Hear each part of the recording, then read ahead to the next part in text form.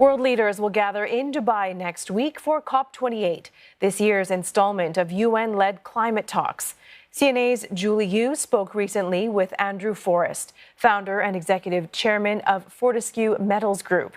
He's on a mission to transform the iron ore giant into a clean energy powerhouse and get the rest of the world to understand why change is a must.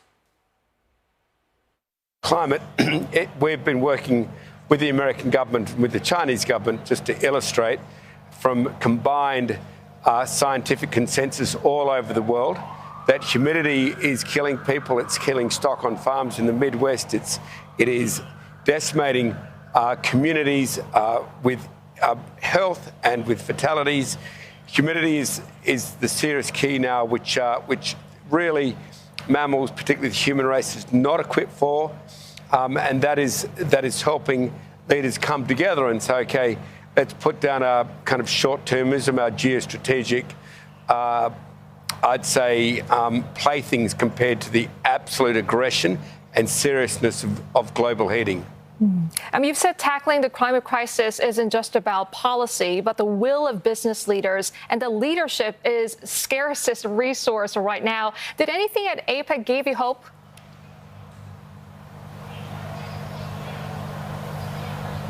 Yeah, look, people are really, really excited to lean into the climate crisis now. Those people who are leaning back, like oil and gas companies, you can see that they're kind of stuck in this rut. Their whole customer base is asking for energy, which is not going to poison them. And while they refuse to use their technology, their engineering, their massive supply chains, their huge captive customer base just to jam in fossil fuel energy, they're effectively selling a poison as opposed to just a straight clean energy, which is what their customers are begging for now. And while they don't do it, while they refuse to do it, then I'd say, hey, look, you have the technology, you have the capital, you have the resources. The reason why you're not doing it is, in fact, you, Mr. Chief Executive. Isn't it now time for you and or your chairman to exit the stage and bring on someone who's going to use the technology we have, the finance we have, everything else we have, to send your company to stop burning fossil fuel, to stop masquerading energy as in doing anything but long-term harm to the human race?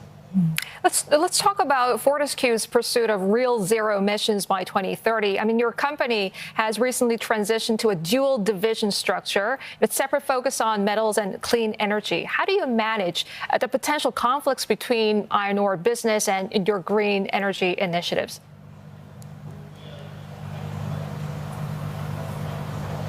Yeah, there's certainly no conflicts there.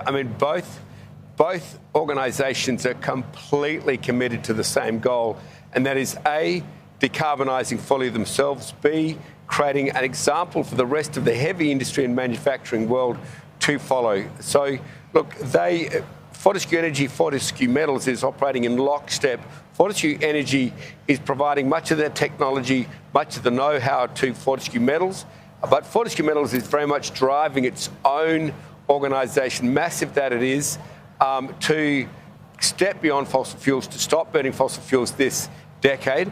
And so there's a very serious, wonderful collaboration there. But yes, one is focused hard in on providing the energy which the world needs and global customers expect. That's energy which is not going to destroy their future. And second, customers also expect metals which in its production also isn't going to destroy their future. So where you've got a hugely big manufacturing heavy industry company like Fortescue, which is transforming dirt in the ground to high grade, highly commercial iron ore through huge processing facilities, customers are expecting as soon as possible, we say it's got to be this decade, to really help the climate from the abyss it's heading us into now. And so we're using Fortescue Metals to go fully green as an example. And of course, it's great business. It will stop burning a billion litres of diesel equivalent per annum. That's going to save us circa $1 billion. Now, that's a really good investment, and one which every industrial heavy industry companies should be taking. Yeah, Andrew, and you're betting big on green hydrogen and leading the charge to position the company as the pioneer in this field. But there are skeptics like Elon Musk who question its feasibility and cost. Do we have what it takes for large, heavy industry transitions toward green hydrogen?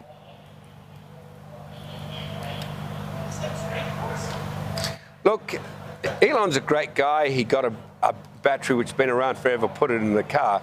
I think that's great. And then he promoted it like crazy. His whole business model is on batteries. Look, that's not such a great plan. If you look at where we're sourcing much of our nickel from, it isn't environmentally friendly. Let's not get into that. Let's just say that batteries are great, but not as a whole solution, as a partial solution. The miracle marriage is green hydrogen and a battery. Green hydrogen can give you the long-term sustainability, the long-term power which you need for long-duration mobility or long-duration fixed plant. You put batteries in there to give you drive, to give you thrust for aeroplanes, all of those things. Hydrogen and a battery is that miracle marriage. That's called a hydrogen fuel cell. Now, in terms of is hydrogen commercial or not, look, I really want to remind players like Musk that the oil and gas they take for granted started life at real dollars, $1,600 a barrel. It didn't start life where it is. It swallowed trillions of dollars of subsidies, a couple of centuries of technical innovation, and just say, oh, we should compete straight away. Well, luckily we can.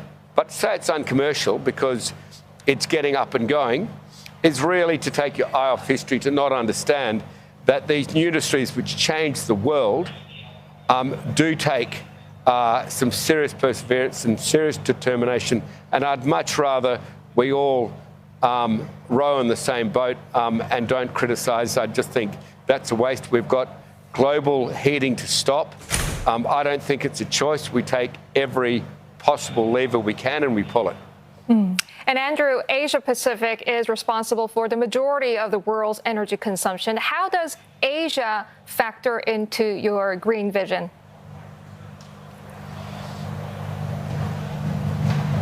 Look, Asia is seriously important. We see an enormous consumption base currently being throttled by oil and gas, and yet there's huge amounts of renewable energy here for green electricity, green ammonia and green hydrogen. But I would say to economies around all of Asia, particularly to say Singapore, please don't fall for this. We're going to go hydrogen, that's for sure, because it's a pollution-free fuel that when you make huge amounts of energy out, it only produces pure fresh water. So we'll get blue or green and we'll take whichever ones come first and cheapest.